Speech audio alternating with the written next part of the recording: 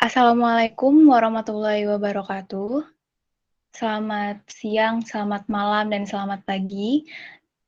Perkenalkan sebelumnya, saya Zalda Oktaviana Putri, NIM 1192555, yang akan memandu acara atau presentasi pada kegiatan hari ini terkait ulasan PP nomor 22 tahun 2021 pada pasal 390 hingga 402 tentang damping limbah B3 dan pada pasal 403 hingga 407 tentang pengecualian limbah B3. Sebelum kita membahas terkait pasal yang akan disampaikan, izinkan saya untuk memperkenalkan anggota kelompok 3. Di sini ada Joshua, ada Nurmayanti, ada Karisvani, ada Elinda, Intan, dan saya, Widya, Dina, Asneko, Meiko, Faki, dan Yusuf Hisam. Untuk outline-nya sendiri, di sini kita akan membahas dua, yaitu terkait damping limbah B3 dan pengecualian limbah B3. Untuk damping limbah B3 sendiri, itu akan ada kaitannya dengan persetujuan dan medianya, kemudian permohonannya, bagaimana teknisinya, dan yang terakhir terkait persetujuan teknis. Lalu untuk pengecualian limbah B3 sendiri, di sini kita akan membahas terkait uji karakteristiknya. Baik, kita mulai dari damping atau pembuangan limbah B3 terlebih dahulu. Untuk damping atau pembuangan limbah B3, selanjutnya akan dijelaskan oleh teman saya. Untuk pasal 390 hingga pasal 391 akan dijelaskan oleh Elinda. Kepada Elinda dipersilakan. Pada pasal 390 dijelaskan bahwa setiap orang dilarang melakukan kegiatan dumping atau pembuangan tanpa persetujuan dari pemerintah pusat. Dan pada pasal 391 ayat 1-5 dijelaskan, yang pertama, dumping hanya bisa dilakukan oleh penghasil limbah B3. Yang kedua, persetujuan teknis dari pemerintah menjadi dasar penerbitan persetujuan lingkungan. Yang ketiga, media lingkungan hidup kegiatan dumping berupa tanah dan laut. Yang keempat, persetujuan teknis dalam kegiatan dumping ke media lingkungan hidup berupa tanah harus dilaksanakan sesuai ketentuan penimbunan limbah B3. Oke, kemudian selanjutnya kita akan membahas terkait pasal 392 dan 393 yang akan dijelaskan oleh Intan. Kepada Intan dipersilakan. Jadi dari pasal 392 ayat 1, di mana jenis limbah B3 yang dapat dilakukan dumping ke laut meliputi tailing. Jadi serbuk bor dan lumpur bor itu berbahan sintesis dari sintesis bismut dan air water bismut. Dan dari pasal 392 ayat 2 itu perlu netralisasi secara kontinu sebelum melakukan dumping limbah B3 ke laut. Baik, untuk Intan, mungkin karena ada terkendala teknis, jadi akan saya lanjutkan kembali. Nah, untuk pasal 393, itu dijelaskan bahwasanya persetujuan teknis dalam kegiatan dumping ke laut itu harus mengajukan permohonan kepada Menteri secara tertulis. Pada slide berikutnya akan dijelaskan oleh Maya. Untuk Maya, dipersilakan. Nah, selanjutnya di sini ada pasal 394. Pada pasal ini ada tentang surat permohonan yang dibagi menjadi dua, yaitu identitas pemohon dan dokumen kajian teknis dumping. Nah, di dokumen kajian teknis dumping itu dibagi menjadi beberapa nih teman-teman. Yang pertama ada nama, sumber, karakteristik, jenis, jumlah, dan debit limbah B3. Selanjutnya ada studi pemmodelan dumping. Selanjutnya juga ada lokasi dumping, dilengkapi peta lokasi dumping. Ada juga diagram alir proses pengolahan limbah yang dilakukan dumping. Selanjutnya ada rona awal laut, biota laut, dan sedimen. Ada juga studi pemodelan yang akan dilakukan dumping, hasil uji dari lab terakreditasi. Selanjutnya ada komposisi bahan kimia dalam lumpur bor, peta Timeri, daerah sensitif, alur pelayaran, dan daerah terlarang terbatas. Dan yang terakhir, di bagian dokumen program kedaruratan pengolahan limbah B3.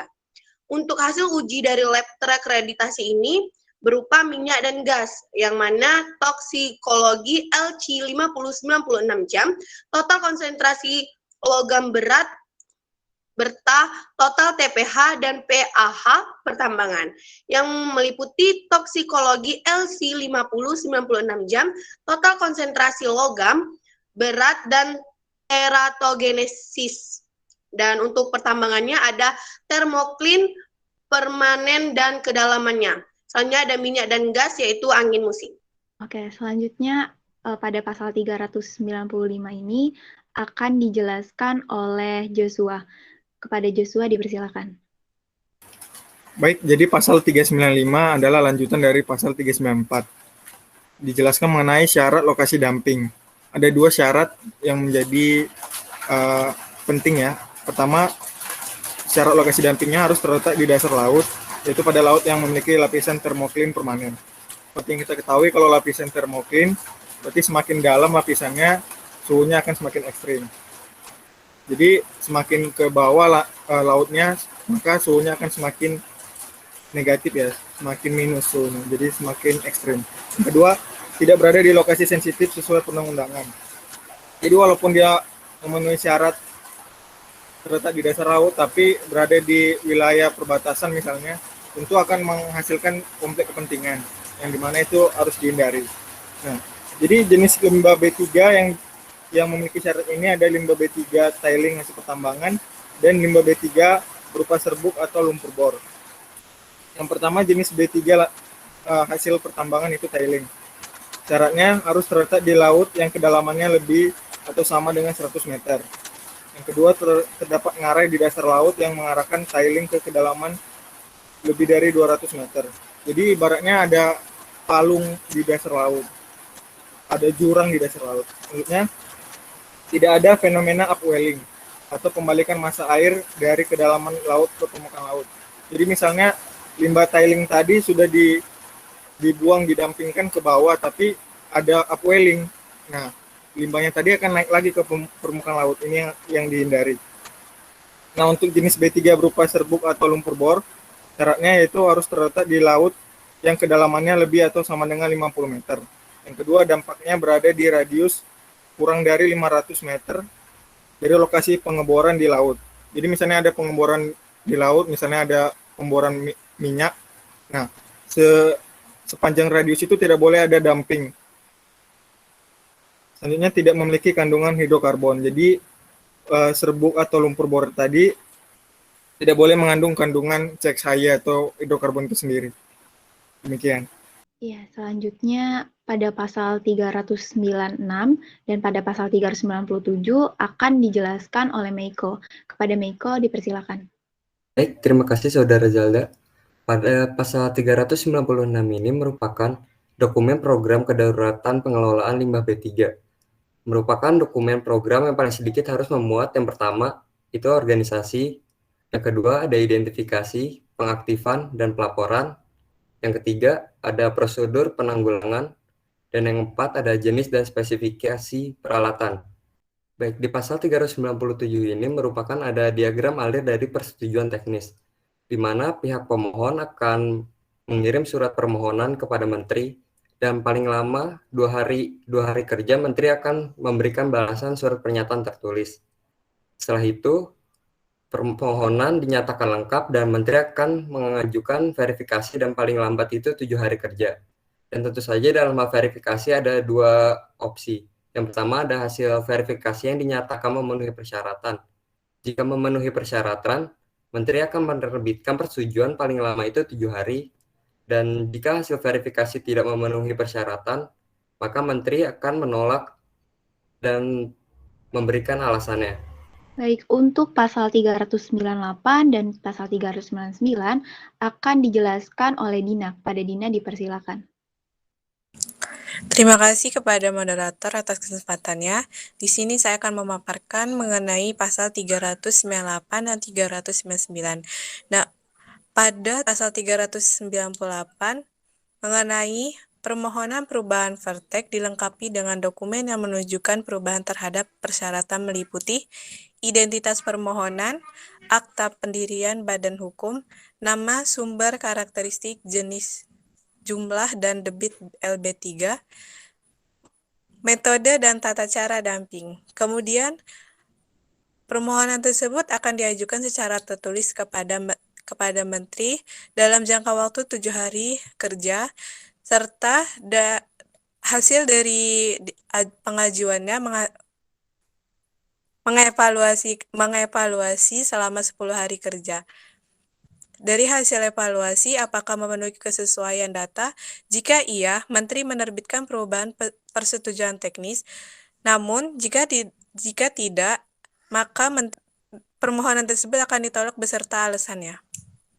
Kemudian pada pasal 399 yaitu mengenai muatan persetujuan teknis. Yang pertama yaitu mengenai identitas pemegang persetujuan, kemudian tanggal penerbit persetujuan, dilanjutkan lagi ke persyaratan lingkungan hidup. Persyaratan lingkungan hidup yaitu mengenai melakukan naturalisasi limbah B3 yang akan dilakukan damping. Lalu yang terakhir ada melakukan damping limbah B3. Selanjutnya, kewajiban pemegang persetujuan teknis untuk kegiatan damping. Menjelaskan tentang identitas limbah B3, pencatatan nama dan jumlah limbah B3, pemantauan kualitas air laut, penyusunan dan penyampaian laporan, memiliki dan melaksanakan STD berupa dokumen PKP limbah B3, dan yang terakhir memiliki tenaga kerja yang memiliki sertifikat di bidang PLB3. Selanjutnya ada pasal 400 akan dijelaskan oleh Fakih. Kepada Fakih dipersilakan. Baik, terima kasih Zelda atas kesempatannya. Jadi di sini untuk pasal 400 sendiri itu membahas tentang kewajiban pemegang persetujuan setelah persetujuan teknis itu diterbitkan untuk kegiatan damping limbah B3 sendiri. Jadi di sini ada 8 poin di sini. Saya akan jelaskan. Yang pertama itu melakukan netralisasi berupa tiling atau bisa disebut juga limbah murni yang tertinggal dalam air. Lalu yang kedua itu ada melakukan kandungan hidrokarbon total berupa serbuk bor dan lumpur bor. Yang ketiga itu ada memenuhi komposisi limbah B3. Lalu dilanjutkan dengan melakukan pemantauan terhadap lingkungan dan untuk penyusunan dan penyampaian laporan ke Menteri itu sendiri paling sedikit 1 kali dalam 6 bulan setelah persetujuan teknis ini diterbitkan. Paling sedikit laporan itu memuat nama, sumber, karakteristik, jumlah, debit, serta volume limbah B3 dan pelaksanaan damping pembuangan limbah B3 yang dihasilkannya. Lalu ada melaksanakan sistem tanggap darurat berupa program kedaruratan pengelolaan limbah B3. Lalu yang terakhir itu memiliki sertifikat di bidang pengelolaan limbah B3 itu sendiri, si kewajiban pemegang persetujuan teknis ini. Baik, terima kasih. Untuk selanjutnya pada pasal 400 dan pasal 402 yang merupakan kedua pasal terakhir dalam damping itu akan dijelaskan oleh Hisham. Kepada Hisham dipersilakan. Ya, baik. Terima kasih. Dalam pasal 401, setiap orang yang sudah memperoleh pertek wajib memiliki penetapan penghentian kegiatan jika menghentikan usaha atau kegiatannya, mengubah penggunaan, memindahkan lokasi damping LB3. Untuk pasal 402, permohonan penetapan penghentian kegiatan dilengkapi dengan identitas pemohon dan juga laporan pelaksanaan damping LB3. Dan Menteri melakukan evaluasi setelah menerima permohonan dan menerbitkan penetapan penghentian kegiatan paling lama 10 hari kerja. Untuk selanjutnya pada pasal 403 dan sampai pasal 407 itu terkait pengecualian limbah B3. Pada pasal 403 sendiri akan dijelaskan oleh Asneko. Kepada Asneko dipersilakan. Oke, di sini saya akan menjelaskan tentang uji karakteristik. Pada pasal 403 ini membahas yaitu setiap orang yang menghasilkan limbah B3 dari sumber spesifik wajib melakukan uji karakteristik limbah B3 secara berurutan. Yang perlu dilihat dari uji karakteristik limbah B3 itu meliputi karakteristik mudah meledak, mudah menyala, reaktif, infeksius, dan korosif. Yang kedua yaitu karakteristik beracun melalui uji toksikologi LD50, uji toksikologi subkronis, dan TCLP. Oke, selanjutnya pada pasal 404 akan dijelaskan oleh Fani. Kepada Fani dipersilakan. Baik, selanjutnya pada pasal 404 mengenai uji karakteristik limbah B3, pada ayat 1 dijelaskan bahwa setiap orang yang menghasilkan limbah B3 dari sumber spesifik wajib menggunakan laboratorium yang terakreditasi untuk masing-masing uji. Selanjutnya untuk ketentuan yang selanjutnya pada ayat 2 dijelaskan bahwa jika belum terdapat laboratorium yang terakreditasi, maka dapat dilakukan menggunakan laboratorium yang menerapkan prosedur yang telah memenuhi standar nasional Indonesia mengenai tata cara laboratorium yang baik. Ya. Kemudian pada pasal 405 hingga pasal 406 akan dijelaskan oleh Widya. Kepada Widya dipersilakan. Oke, terima kasih. Selanjutnya untuk penyampaian hasil uji karakteristik limbah B3 sendiri, yaitu harus dilengkapi dokumen permohonan pengecualian limbah B3 dari sumber spesifik yang meliputi yang pertama yaitu identitas permohonan, identitas limbah B3 dari sumber spesifik yang dihasilkan, bahan baku yang digunakan dalam proses produksi yang menghasilkan limbah B3 dari sumber spesifik.